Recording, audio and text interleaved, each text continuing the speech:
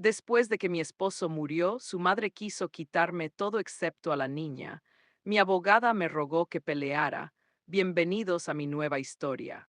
Carla Fredel estaba parada en mi cocina 11 días después de que enterré a mi esposo.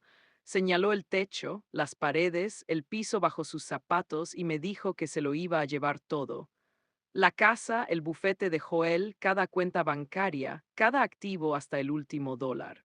Todo, Ana, excepto a nuestra hija de 4 años, Tessa, porque, y nunca olvidaré lo casual que lo dijo, ella no se apuntó para criar al hijo de otra persona. Mi nombre es Miriam Fredel. Tengo 31 años y hasta hace poco vivía en Covington, una pequeña ciudad que está justo al otro lado del río Hoyo de Cincinnati. El tipo de lugar donde la gente se saluda desde la entrada de su casa y, de alguna manera, siempre sabe cuánto pagaste por la tuya. Me casé con Joel Fredel cuando tenía 24 años. Él era abogado de lesiones personales y había construido su propio bufete desde absolutamente cero. Bueno, desde un préstamo de $185,000 de su madre y unas 6,000 horas de su propio esfuerzo. Empezó en una oficina diminuta alquilada encima de una tienda de pisos en Madison Avenue. De esas oficinas donde podías escuchar a alguien eligiendo muestras de laminado a través del suelo cada vez que un cliente se sentaba a una consulta. En 5 años, se mudó a una oficina de verdad, contrató a un pequeño equipo y facturaba más de $600,000 al año. Fredel and Associates. Su nombre estaba en la puerta y su madre nunca dejó que nadie olvidara quién pagó esa puerta. Joel murió un jueves por la noche, el 6 de marzo, paro cardíaco. Lo encontraron en su escritorio en la oficina, con la mano todavía sobre su taza de café. Tenía 36 años. Recibí la llamada mientras bañaba a Tessa.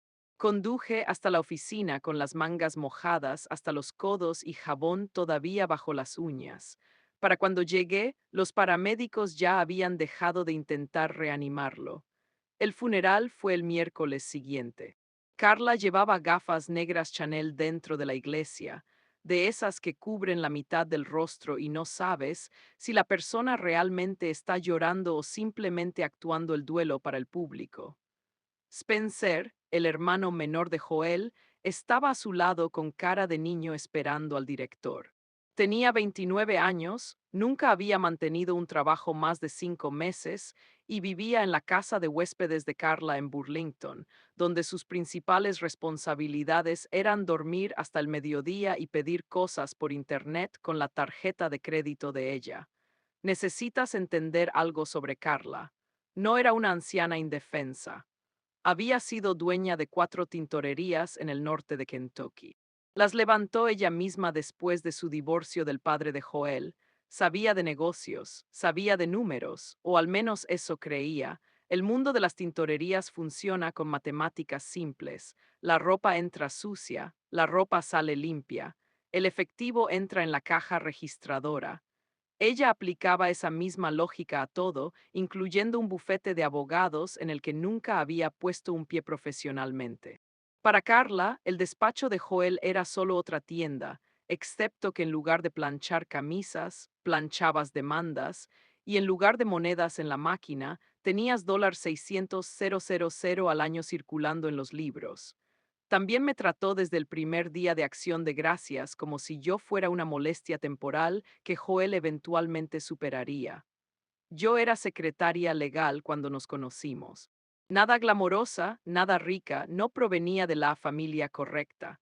Una vez, Carla me presentó ante sus amigas como la primera esposa de Joel mientras Joel y yo seguíamos muy casados y estábamos ahí mismo. Así que cuando apareció en mi cocina ese lunes por la mañana, 11 días después del funeral, no debería haberme sorprendido. Pero el duelo hace algo con tus reflejos, te vuelve lenta. Te quedas de pie absorbiendo golpes que normalmente verías venir desde el otro lado de la habitación. Carla entró con un blazer gris. Se había vestido para esto como si fuera una reunión de negocios. Spencer venía detrás con una cinta métrica de verdad.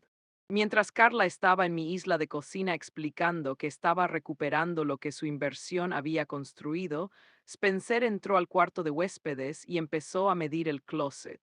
Podía escuchar el clic y el chasquido de la cinta desde la cocina. Recuerdo haber pensado, ¿qué posee siquiera que pueda llenar un closet? La posesión más valiosa de ese hombre era una silla gamer. Carla expuso su caso como si estuviera dando una presentación corporativa. El bufete se había construido con su dinero. El pago inicial de la casa nos había dado $30,000 hace 7 años y no había dejado de mencionarlo desde entonces. En su mente era copropietaria de todo lo que Joel había tocado.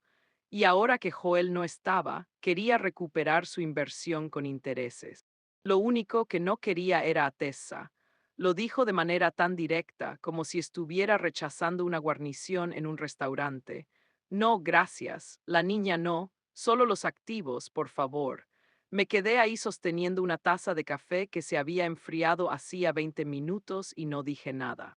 No porque estuviera de acuerdo, sino porque mi cerebro no podía procesar perder a mi esposo y ser despojada en el mismo mes. 2 días después llegó una carta certificada. Axel Mendler, abogado.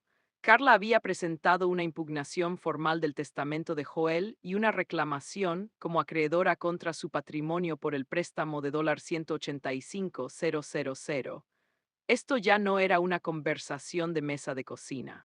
Era un ataque legal y lo había lanzado antes de que las flores de Joel se marchitaran en la tumba. Antes de continuar, por favor suscríbete y cuéntame en los comentarios desde dónde estás viendo y qué hora es allá. Leo cada uno. Muchísimas gracias por tu apoyo.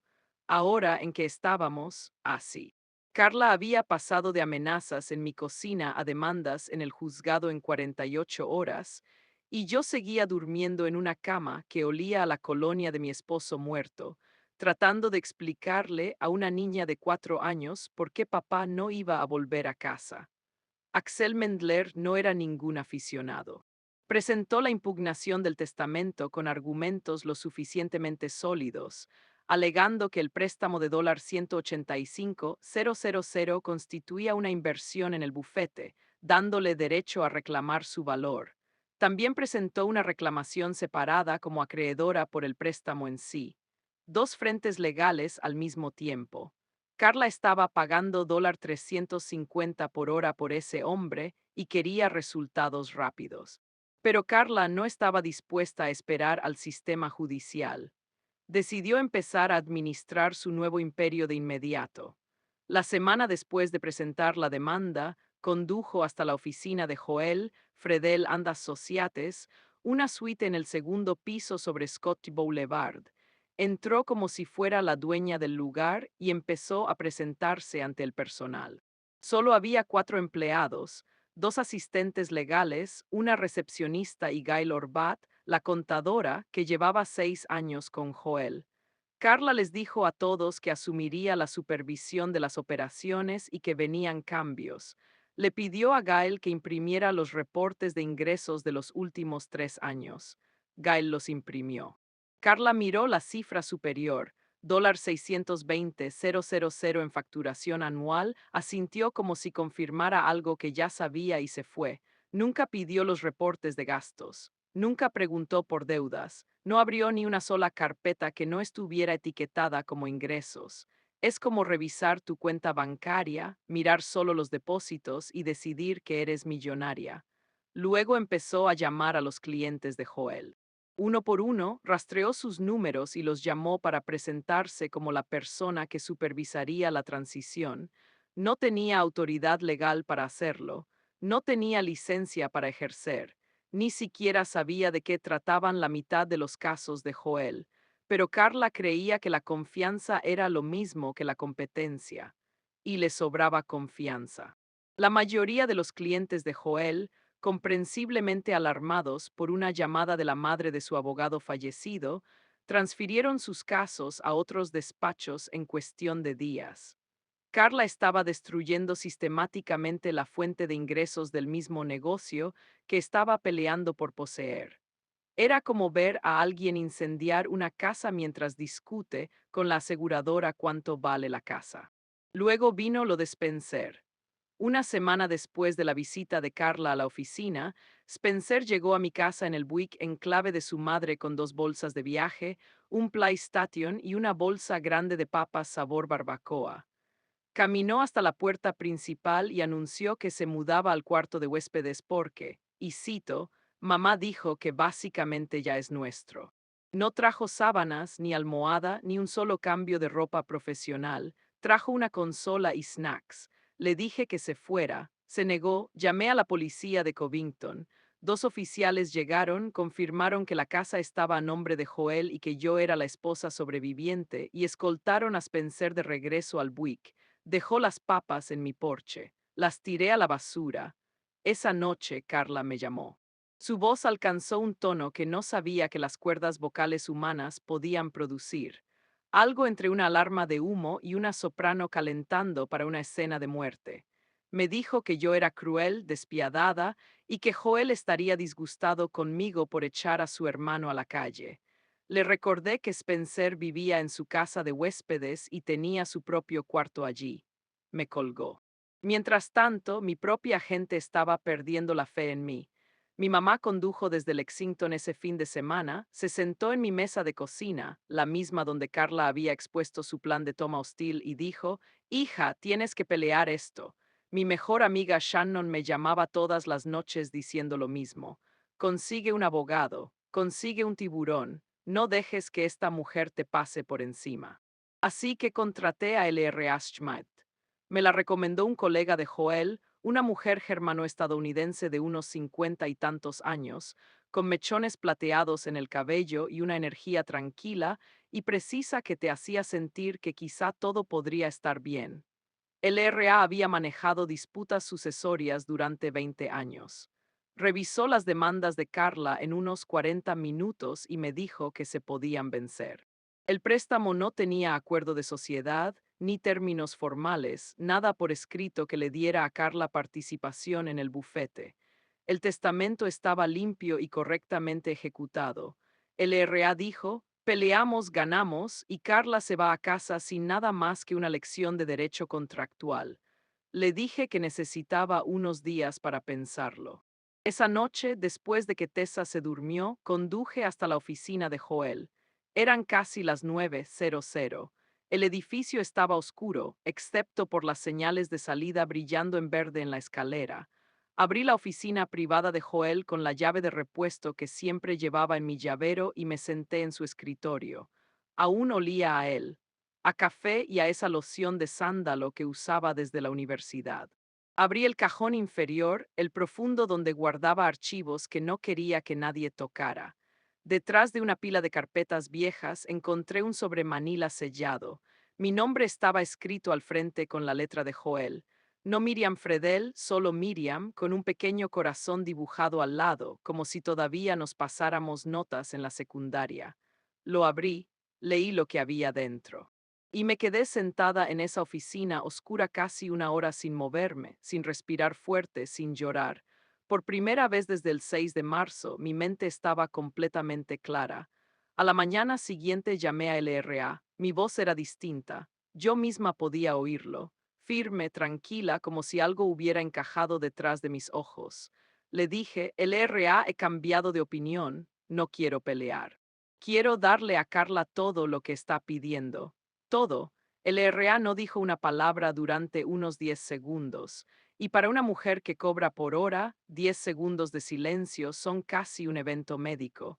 Necesito contarte qué había en ese sobre, porque aquí es donde la historia cambia de dirección. Y si no entiendes lo que Joel hizo en los últimos meses de su vida, nada de lo que viene después tendrá sentido.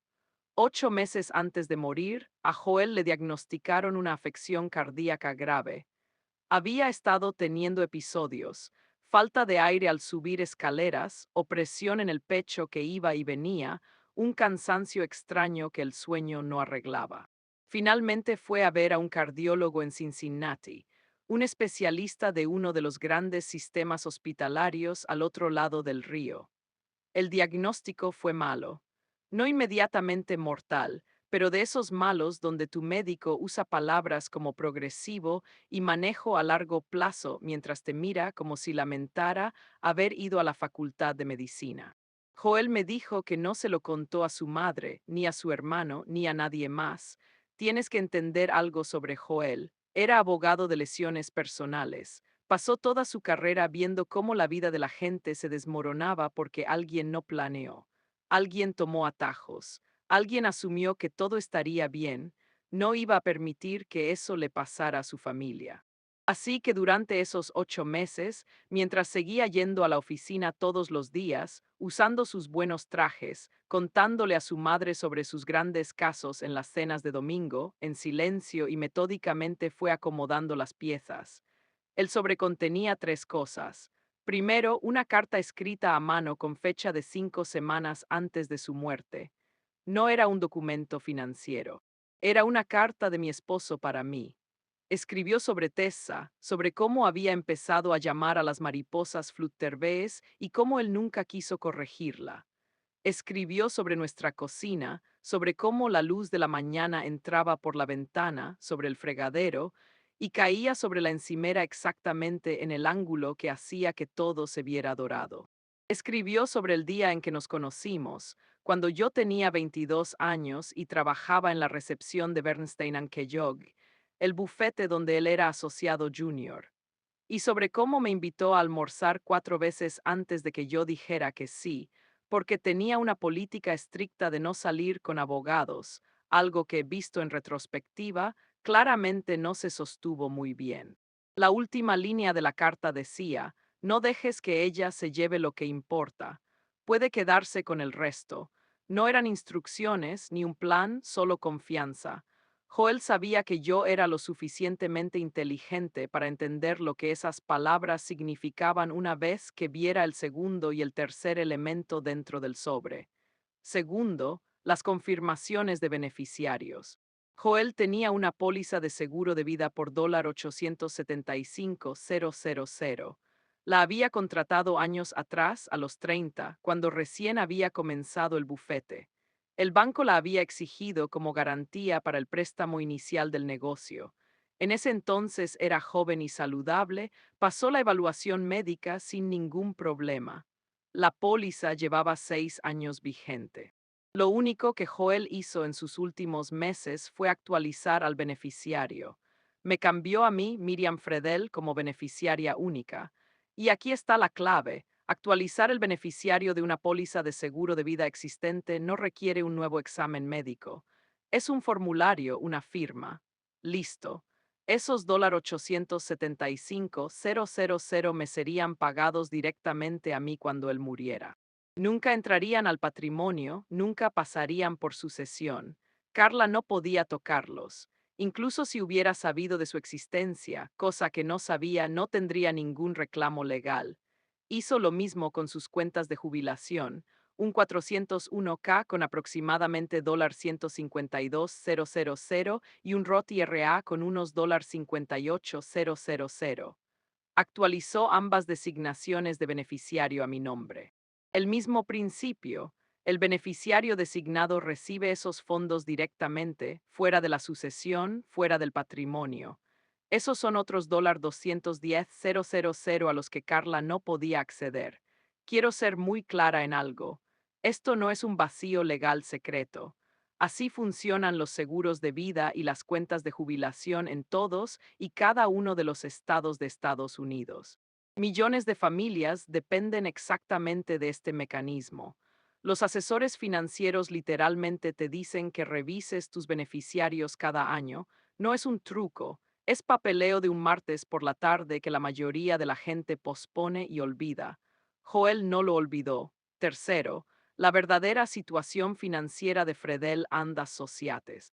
Joel había preparado un resumen detallado, escrito a mano con esa letra precisa de abogado que tenía, donde desglosaba cada deuda, cada pasivo, cada bomba de tiempo dentro de su bufete que desde afuera se veía tan hermoso.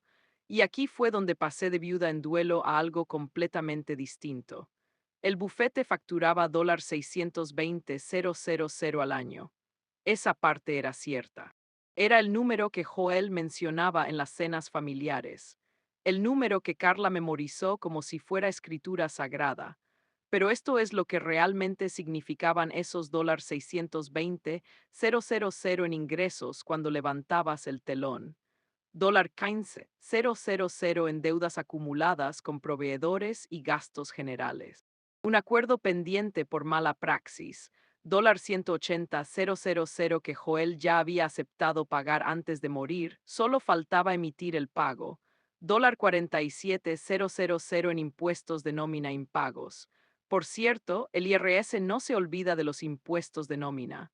Los considera impuestos en fideicomiso, lo que significa que la parte responsable responde personalmente. Y luego el contrato de arrendamiento de la oficina. Quedaban 34 meses a $4,200 al mes. Eso es $142,800 de renta por un espacio del que no puedes simplemente irte. La casa valía alrededor de $385,000, pero Joel había sacado una línea de crédito con garantía hipotecaria de $220,000 18 meses antes para mantener el bufete a flote. Súmale eso al saldo original de la hipoteca de $160,000 y la deuda total de la casa era de $360,000 después de costos de cierre, comisiones inmobiliarias e impuestos de transferencia. Vender esa casa no dejaría absolutamente nada, tal vez menos que nada, y el preciado préstamo de $185,000 de Carla. Ella era una acreedora sin garantía. ¿Sabes lo que eso significa? Que va al final de la fila, detrás del IRS, detrás del demandante por mala praxis, detrás de cada proveedor, cada arrendador, cada acreedor con un contrato firmado. Para cuando todos ellos cobraran, si es que cobraban, no quedaría nada. El préstamo de Carla murió el mismo día que murió Joel. Ella simplemente aún no lo sabía. Me senté en ese departamento haciendo las cuentas en el reverso de un recibo del supermercado. Mi lado, $1,085,000. Dinero limpio con ventajas fiscales fuera de sucesión ya mío. El lado de Carla, aproximadamente menos $520,000 una vez que sumabas todos los pasivos y restabas todos los activos reales. Al día siguiente me llamó Gail Orbat, la contadora de Joel, la mujer que había llevado sus libros durante 6 años. Carla la había despedido la semana anterior, sin indemnización, sin aviso. Simplemente entró a la oficina y le dijo a Gail que ya no necesitaban sus servicios. Después de 6 años de llevar las cuentas de ese bufete al centavo, Gail estaba herida y estaba furiosa. Gail confirmó cada uno de los números del resumen de Joel, y también me dijo algo que me hizo cerrar los ojos y simplemente respirar. Cuando Carla fue a la oficina, pidió ver los reportes de ingresos. Gail los imprimió. Carla los estudió con cuidado, asintió y se fue. Nunca preguntó por los gastos. Nunca abrió la carpeta de pasivos. Miró una sola columna de una sola hoja de cálculo y decidió que estaba heredando una mina de oro. Llamé a LRA a la mañana siguiente. Le dije, no pelees, ofrécele a Carla todo, la casa, el bufete, todas las cuentas del patrimonio. Lo único que quiero es la custodia total y exclusiva de Tessa, sin visitas para Carla. LRA me dijo que fuera a su oficina. Llevé el sobre de Joel. Lo puse todo sobre su escritorio. Los formularios de beneficiarios, el resumen financiero, las cuentas. LRA leyó todo. Revisó los números 2 veces. Miró la confirmación del seguro, las designaciones de las cuentas de retiro, el desglose de deudas del bufete y entonces LRA Schmidt, una mujer con 20 años en derecho sucesorio que nunca se inmutaba, se recostó en su silla y empezó a reírse. No una risa educada, una risa de verdad de esas que te hacen llorar y quitarte los lentes para secarte los ojos. Me miró y dijo 2 palabras. Joel era brillante. Luego tomó su pluma y empezó a redactar la oferta de acuerdo. La semana siguiente, el LRA contactó a Axel Mendler con una propuesta que en el papel parecía una rendición total. Miriam Fredel renunciaría a todos los derechos sobre los activos del patrimonio, el bufete, la casa, todas las cuentas bancarias a nombre de Joel. A cambio, Miriam quería dos cosas: custodia total y exclusiva de Tessa sin derechos de visita para Carla, y que Carla retirara de forma permanente la impugnación del testamento. Eso era todo. Quédate con el imperio. Deja a la niña. Axel, para su crédito, sospechó. Cuando alguien te entrega todo lo que pediste sin pelear, cualquier abogado decente empieza a buscar la trampa. Llamó a LRA y pidió más tiempo. Específicamente, quería una auditoría forense completa de las finanzas del bufete. Le dijo a Carla: dame 2 semanas para revisar bien los libros. 2 semanas. ¿Eso es todo lo que pido? Carla dijo que no. Y aquí está el punto: su razonamiento no era estúpido. De hecho, desde su perspectiva era lógico. Había observado a Miriam durante 7 años. Había visto a una mujer callada, educada, que nunca discutía, nunca se enfrentaba, nunca alzaba la voz en ninguna cena familiar. No importaba cuántas veces Carla la llamara la primera esposa de Joel o le preguntara cuándo iba a hacer algo con su carrera. En la mente de Carla, Miriam estaba haciendo lo que siempre hacía: ceder.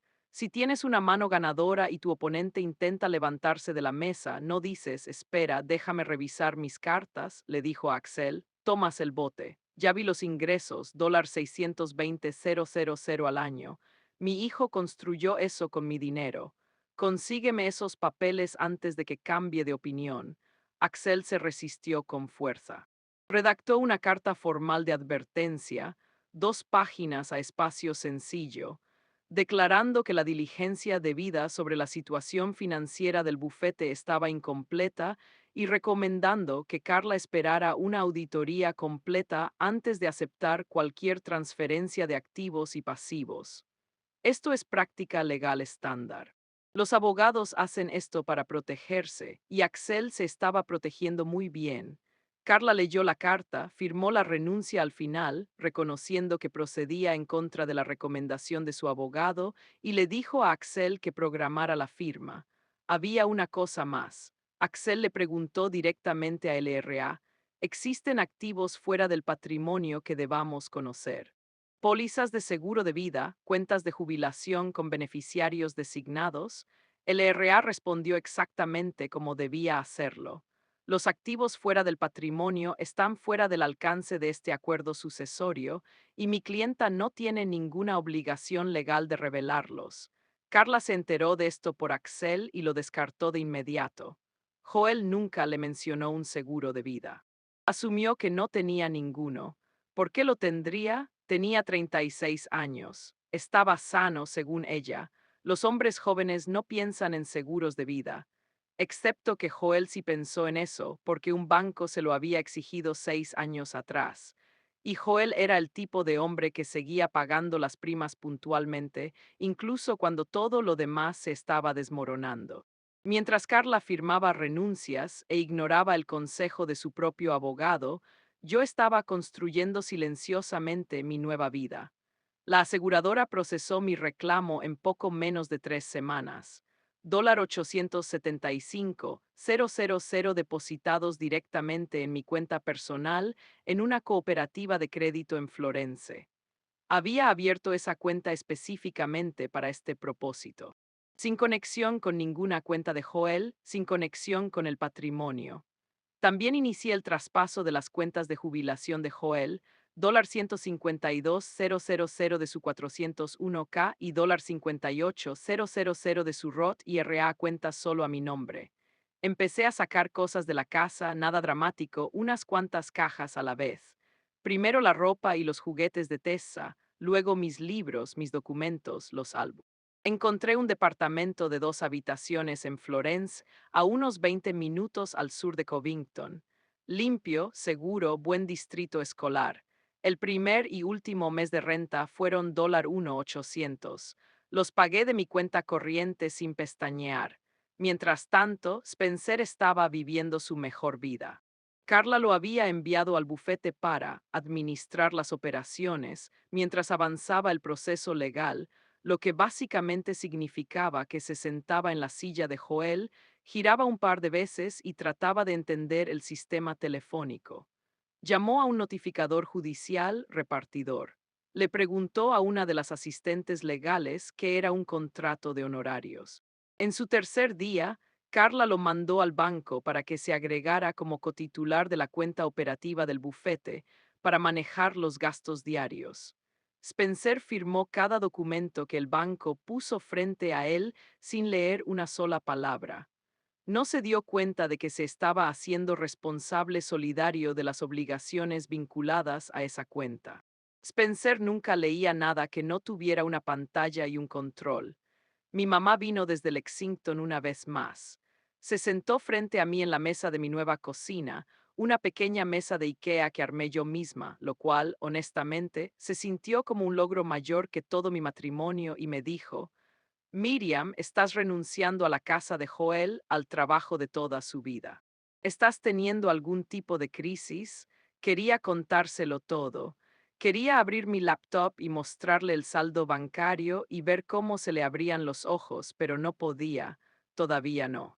No hasta que los papeles estuvieran firmados y no existiera ninguna posibilidad de que algo se filtrara de regreso a Carla a través de la cadena telefónica del pueblo, esa que conecta a todas las madres de Kentucky entre sí en unos 45 minutos. Así que solo dije: mamá, confía en mí, todo va a estar bien. No me creyó, podía verlo en su cara. Pero me abrazó de todos modos, y eso fue suficiente. La firma se programó para un martes a finales de junio. La noche anterior dejé lista la ropa de Tessa para la guardería, preparé mi bolso con el contrato de arrendamiento del departamento firmado y una carpeta con estados de cuenta bancarios que mostraban $1,085,000 en activos limpios, y puse la alarma a las 6:30. Me metí en la cama, me cubrí y me quedé dormida en menos de 5 minutos. La primera vez que eso pasaba desde el 6 de marzo.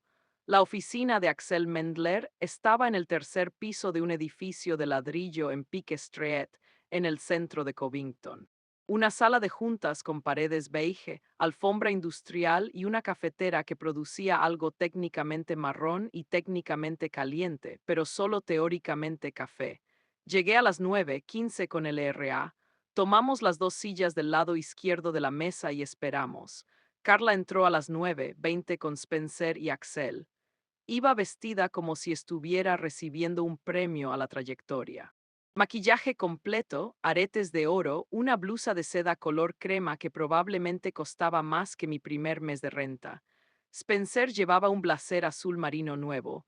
Noté que la etiqueta de precio todavía estaba escondida dentro del cuello, colgando en la parte de atrás como una pequeña bandera blanca. Nadie se lo dijo. Yo, desde luego, no iba a hacerlo. Los documentos eran directos.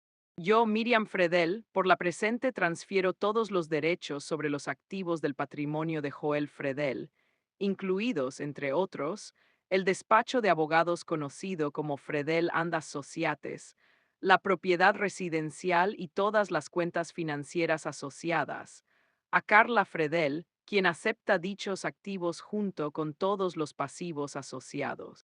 A cambio, Carla renuncia a cualquier reclamo relacionado con la custodia de Tessa Fredel y yo recibo la custodia total y exclusiva, sin derechos de visita para Carla ni para Spencer. Antes de que firmara, el RA hizo una declaración breve y tranquila. Para que conste, mi clienta firma de manera voluntaria y desea confirmar que la parte contraria ha revisado y aceptado el patrimonio, incluidos todos los pasivos divulgados. Axel lo confirmó. Carla ni siquiera levantó la vista. Ya estaba estirando la mano para tomar su pluma. Yo firmé, Carla firmó. Spencer estaba sentado sonriendo como si acabaran de ascenderlo a director ejecutivo de algo. Todo el proceso tomó 8 minutos, los 8 minutos más rápidos de mi vida, y una vez corrí medio kilómetro en la clase de educación física de la secundaria solo para evitar sacar una B. Cuando me levanté para irme, Carla no pudo resistirse.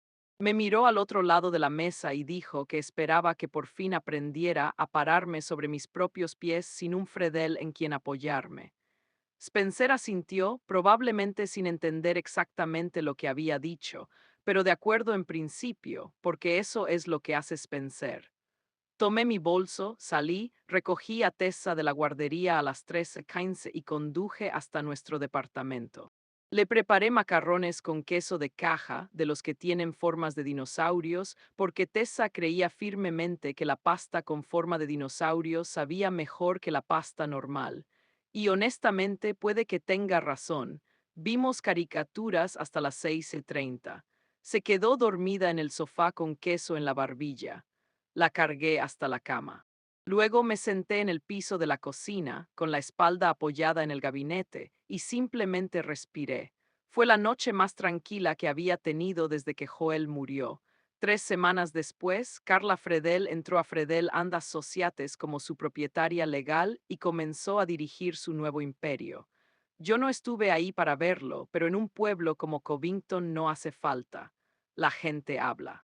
Gail todavía tenía amigas en la oficina y algunas cosas las supe por la propia Carla durante esa última llamada telefónica. Así que esto fue lo que pasó. Día 1, abrió una pila de correo que se había ido acumulando en el escritorio de Joel. Sobres por los que había pasado una docena de veces sin molestarse en abrir. El tercer sobre era del Servicio de Impuestos Internos. Aviso de impuestos de nómina impagos. $47,000 con multas acumulándose mes a mes. Día 3, una llamada de un abogado de Cincinnati que representaba al demandante en un caso de mala praxis contra Joel. El acuerdo se había pactado antes de la muerte de Joel por $180,000. El pago estaba vencido. El abogado fue muy educado y muy firme. Día 5, el arrendador del edificio llamó por el contrato de arrendamiento de la oficina. Quedaban 34 meses. Carla tenía que firmar una garantía personal para asumir el contrato a su nombre o desalojar en 60 días. Carla firmó la garantía. No dudó porque en su mente el bufete ganaba $620,000 al año y $4,200 al mes de renta no eran nada. Acababa de comprometerse personalmente a $142,800 en pagos futuros. Día 8, Carla finalmente intentó abrir el archivo de Kickbox de Joel. Sin Gail Orbat era un caos. 6 años de registros categorizados que tenían perfecto sentido para Gail y absolutamente ninguno para cualquier otra persona.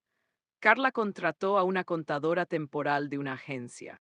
La mujer se sentó, pasó 4 horas haciendo clic entre archivos y luego se giró hacia Carla con la expresión de alguien que abre una puerta esperando un closet y encuentra una escalera que baja sin fin. Señora, ¿es consciente de que aquí hay más de $115,000 en facturas pendientes con proveedores, algunas de ellas con más de 14 meses de antigüedad? Día 10, Gail Orbat presentó una reclamación laboral formal por despido injustificado sin aviso ni indemnización. 6 años de servicio. Reclamación estimada, $20,000. Esa noche, Carla llamó a Axel Mendler. No sé exactamente qué dijo, pero puedo imaginar el tono de su voz. Esa frecuencia de tetera hirviendo que ya conocía tan bien. Axel abrió sus archivos. Le leyó su propia carta de advertencia. Le recordó la renuncia que había firmado. Recomendé una auditoría completa. Usted la rechazó, tengo la documentación. Luego Carla me llamó a mí. Vi su nombre brillando en la pantalla de mi teléfono en la oscuridad de mi habitación. Lo vi sonar 4 veces. Después puse el teléfono boca abajo en la mesa de noche y volví a dormirme. Carla contrató a una nueva abogada, una mujer llamada Betsy Pulk de un bufete en Cincinnati. Alguien sin conexión con el caso. Mirada fresca, reputación sólida. Carla le contó toda la historia. Dijo que había sido engañada, manipulada, que su nuera conspiradora la había llevado a aceptar un patrimonio sin valor. Betsy revisó todo, el acuerdo, la renuncia firmada, la carta de advertencia de Axel, los documentos del patrimonio que el RA había preparado y divulgado antes de la firma. Cada pasivo estaba listado, cada deuda estaba en los papeles, nada estaba oculto, nada era falso. Miriam no había mentido sobre nada. Simplemente no había ofrecido información sobre activos que eran legalmente suyos y legalmente fuera del patrimonio. Betsy revisó todo y, según supe después, le dijo a Carla la verdad en términos que no dejaban espacio para la esperanza. Estaba representada por un abogado competente. Se le aconsejó esperar una auditoría completa. Se negó, firmó una renuncia. El acuerdo fue voluntario, mutuo y documentado. No hubo fraude, no había caso. Aparentemente, las palabras exactas fueron: lo que usted tiene no es un reclamo legal. Lo que usted tiene es una lección muy cara. Carla intentó vender la casa. Su agente inmobiliario hizo los cálculos y le dio la noticia en su propia mesa de cocina. Después de pagar la hipoteca, la línea de crédito con garantía hipotecaria, los costos de cierre y la comisión del agente, Carla tendría que poner aproximadamente $11,000 al cierre. La casa no era un activo, era una cuota de salida. El IRS no se preocupó por los sentimientos de Carla. Las multas por impuestos de nómina siguieron acumulándose. Carla empezó a usar sus ahorros personales, dinero que había tardado 30 años en juntar con sus tintorerías. Vendió primero la sucursal de Burlington, luego la de Erlanger. 2 locales vendidos en 2 meses, y aún así no estaba ni cerca de cubrir todas las obligaciones del bufete. Spencer, que había estado jugando a ser socio gerente durante exactamente 19 días antes de que todo se viniera abajo, de pronto recordó que tenía otro lugar a donde ir. Intentó retirarse como cotitular de la cuenta operativa del bufete. El banco le informó que su firma lo hacía responsable solidario de ciertas obligaciones procesadas a través de esa cuenta, incluyendo un plan de pago a proveedores que Carla había establecido después de la transferencia. Spencer contrató a su propio abogado, un hombre de 29 años cuya madre había pagado su factura de celular durante los últimos 6 años. Contrató a un abogado para demandar a esa misma madre, alegando que ella lo había obligado a firmar documentos bancarios que no entendía. El caso no llegó a ninguna parte. Había firmado voluntariamente como adulto, sin pruebas de coacción. Pero la demanda en sí, Spencer Fredel contra Carla Fredel, fue real, presentada en el condado de Kenton, con número de caso y todo. Madre e hijo, el equipo inseparable que había estado en mi cocina midiendo habitaciones y haciendo planes, ahora estaban pagando abogados distintos para pelear el uno contra el otro. Honestamente, no podría haber escrito un mejor final aunque lo hubiera intentado. Y créeme, durante esas largas noches en mi departamento mientras Tessa dormía, imaginé bastantes. La última vez que Carla me llamó, contesté, estaba llorando, no el duelo actuado que vi en el funeral de Joel, lágrimas reales de las desordenadas de las que se oyen a través del teléfono. Dijo que lo estaba perdiendo todo, dijo que no sabía, dijo que necesitaba ayuda. Escuché, no la interrumpí. Y cuando terminó, dije: Carla, usted estuvo de pie en mi cocina y me dijo que quería todo excepto a mi hija. ¿Lo recuerda? Dijo que no se había apuntado para criar al hijo de otra persona. Quería la casa, el bufete, cada dólar, y yo le di exactamente lo que pidió, cada una de esas cosas. Luego colgué y volví a ayudar a Tessa a pegar macarrones en una cartulina, porque había decidido que estaba haciendo un retrato de un caballo y necesitaba más fideos para la melena. Esa noche, después de que Tessa se durmió, me senté en mi pequeña mesa de IKEA, la que armé yo sola con un tutorial de YouTube y un cuchillo de mantequilla porque no encontraba la llave Allen, y abrí mi laptop. Llené la solicitud para un programa de certificación de asistente legal en Gateway Community College. La matrícula era de $4,200 por semestre. Mi cuenta bancaria tenía $1,085,000. Podía pagarlo. En mi mesa de noche, enmarcada en un marco negro sencillo que compré en una tienda de manualidades por $6, estaba la carta de Joel. Leía la última línea cada noche antes de apagar la luz: no dejes que ella se lleve lo que importa. Puede quedarse con el resto. Muchas gracias por acompañarme durante toda esta historia.